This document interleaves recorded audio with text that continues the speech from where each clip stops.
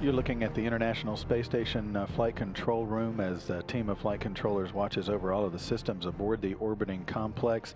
The crew comprised of Expedition 35, including Canadian Space Agency astronaut Chris Hadfield. You see in the lower right seated. He's serving as the commander of Expedition 35 along with Roman Romanenko and U.S. astronaut Tom Marshburn. You see standing behind him. They've been aboard the station for 102 days now.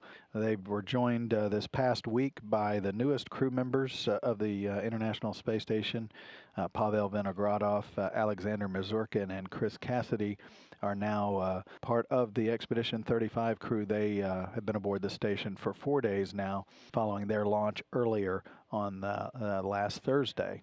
The 6 crew members have spent much of today working on some experiments on board, some maintenance activity, swapping out a failed pump on that's associated with the urine processing assembly of the station, also conducting a number of scientific experiments focusing on human research, much of this week measuring any changes to their eyes, their visual acuity, as well as their diet, maintaining their diets on board and taking notes on their eating habits as well.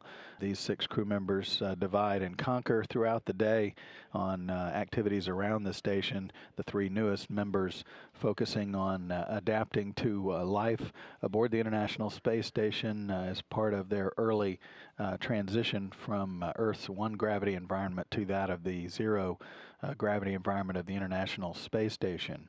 Additionally, the crew members are getting ready to assist the ground with a very complicated restructuring of the station's communications system that will eventually, over the course of the next week to 2 weeks, greatly enhance the scientific capability of the complex by adding some additional space-to-ground communications loops and also some downlink channels for visual to allow for even more scientific experiment work aboard the station, and all of that will be conducted throughout the week. So the crew, having had a fairly quiet weekend, is now back to work aboard the station as a full complement of 6 crew members that make up the Expedition 35 crew.